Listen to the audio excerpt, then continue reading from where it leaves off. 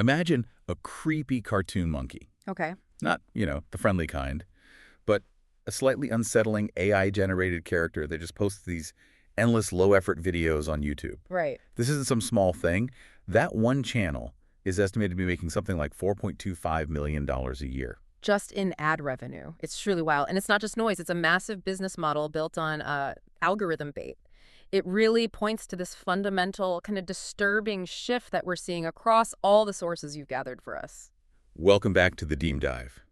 We have meticulously pored over your compiled research on really the absolute forefront of AI. And our mission today is to distill these key tensions that are emerging. Yeah, the flood of low-quality content versus the incredible speed of genuine breakthroughs happening at the same time. Exactly. And today we have a really dense, fascinating stack for you. We're going to start by tackling the rapid growth of what the sources are calling AI slop and, how this whole thing sort of validates the dead internet theory. Then we'll shift right into practical self-defense. We'll cover a protocol for fast-track learning that gives you an unfair advantage against all that noise. From there, we zoom out. We're going to look at the market, some critical security vulnerabilities that are affecting, I think, nearly 1 million users, and the massive financial moves dictating the future. And finally, we'll get to what I think is a true technological breakthrough from Meta. It's a self-teaching AI that learns by literally breaking its own code over and over again. Okay, let's unpack this. So let's start with the slop.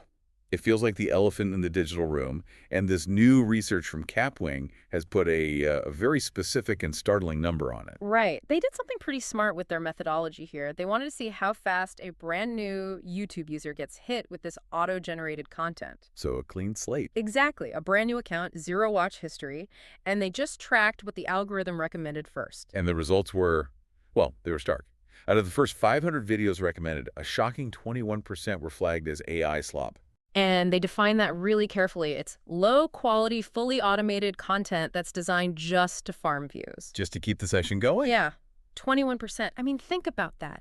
1 in 5 pieces of content being pushed at a new user is just synthetic junk. And this is the engine that's driving those top channels, like that cartoon monkey we mentioned. Bindar Epnados, yeah.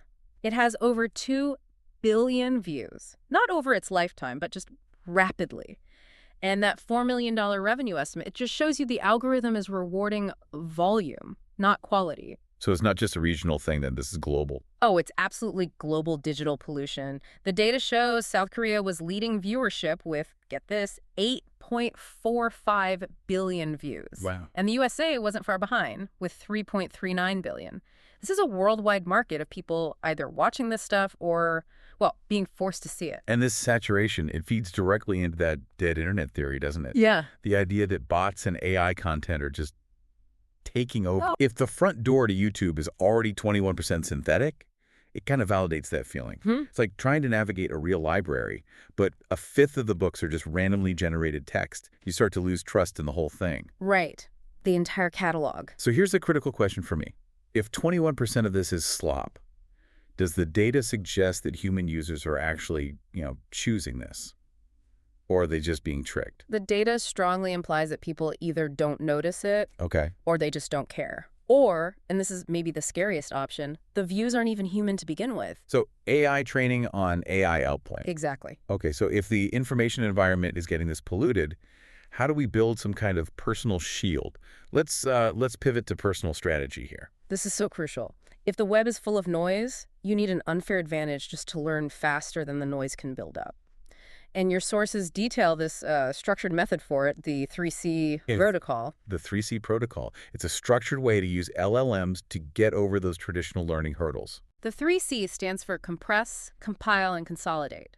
It's all about structuring your prompts to pull out complex knowledge and turn it into something you can actually use and retain way faster than just reading. Let's get specific, though. So for compression, we're talking about taking, say, a dense 5,000-word article and prompting the model to pull out just the 3 core actionable principles. Yeah, ignoring all the boilerplate. And then you compile those principles. You ask the model to take those 3 ideas and build, I don't know, a 5-step checklist or a workflow diagram you can use tomorrow. So you go from theory to application in minutes. In minutes. And then the last step, Consolidate, that's for attention. You can ask the model to generate quiz questions about it or even counter-arguments. It forces you to actively recall the information. It's like setting up a mock meeting where you have to defend the checklist you just made. Right. You're basically bypassing years of traditional learning, going straight to the practical stuff. That's the advantage. I have to admit, I still wrestle with prompt drift myself when I'm trying to automate complex tasks. So having a structured protocol like this is it's essential. But isn't teaching people to compress knowledge just building a reliance on a black box? The key is that consolidate step. It forces you to synthesize it. The goal isn't to outsource your understanding, it's to automate that really painful initial sorting phase. So the simplest takeaway here is to stop just summarizing things. Yes. Start structuring your learning. Use the AI to automate the organizational hurdles. Okay, let's look at the actual tech milestones now, because they're happening right alongside these huge security flaws and market moves. And starting with a win, GPT 5.2 Pro. It just achieved a major victory in testing. It did. It scored 29.2% on one of the toughest math challenges out there. And these are problems that need, advanced abstract reasoning, not just pattern matching. So that's a pretty big deal. To score almost 30% on those challenges, that's not just progress, it's like a qualitative leap in its reasoning ability. A huge win for OpenAI. But then, almost immediately, we have to pivot to the risks. Because the scale of adoption is just so vast, it's outpacing basic security. And we've seen a massive exposure recently to popular Chrome extensions, the kind of thing you install without even thinking about it. They were caught stealing sensitive data. Specifically, they were scraping private ChatGPT and DeepSeek information from over 900,000 users. And here's the really unbelievable part. One of these malicious extensions, the one actively stealing prompts and data, was actually featured by Google. Wow. It just shows how much vigilance is required from us, from the user. You really have to check and uninstall that stuff. Meanwhile, the investment world seems completely unconcerned. SoftBank just completed a staggering $41 billion investment into OpenAI. Which gives them, what, about 11% ownership? Roughly, yeah. $41 billion? That's a huge vote of confidence.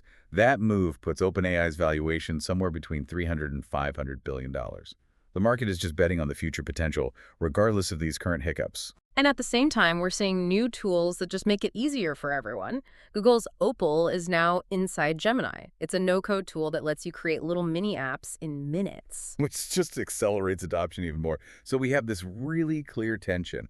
Why are these massive investments happening right alongside these, frankly, basic security flaws?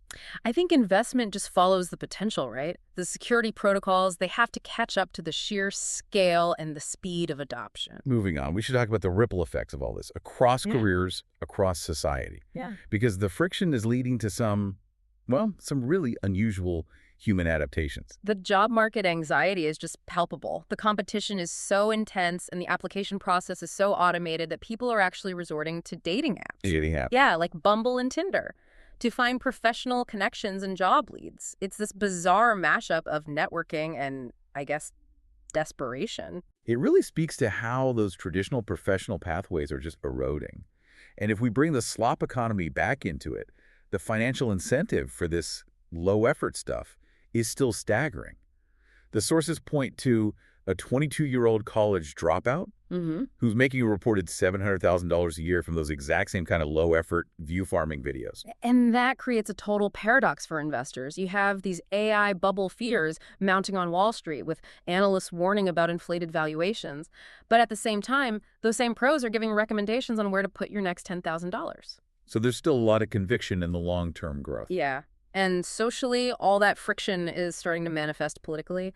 The sources mention a nascent anti-AI movement is starting to form, which raises big questions about which political party is going to end up leading that resistance. So what's driving that political and cultural resistance if the financial opportunity and the technical progress are so strong? I think the shift is creating this unprecedented financial opportunity and this deep cultural fear at the exact same time. It's just leading to polarization. Okay, now for the part that I think is really, really interesting, let's look at the research frontier. Meta's AI team, FAIR, just dropped a new method for training coding agents. It's called self-play, SWERL. And this is a complete departure from how these things are normally taught. It's the breakthrough a lot of people were waiting for. Right. Instead of feeding the models mountains of human data from GitHub, which, has a ceiling based on human error, they just let the AI create and solve its own bugs over and over. Self-taught coding. Fundamentally, yes. And the architecture is ingenious. It's not one model. It's two systems locked in this, internal arms race. So you have two models. One is the bug injector. Its only job is to break working code. Purposefully. It looks at good code and introduces errors that actually make sense, that are hard to spot. And then model 2 is the solver. It just tries to fix what the first one broke. Yeah. But the key is the system learns from its own failed fixes. Which is what generates what Meta calls higher-order bugs. Why does that matter?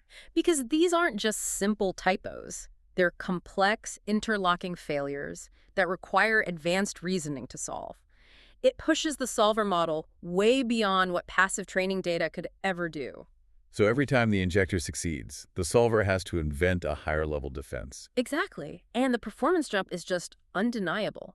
This self-play method improved performance by over 10 points on the standard benchmark. Which means this internally trained system beat models that were trained on real human data. Whoa. I mean, just imagine scaling this capability to 1 billion unique coding queries a day.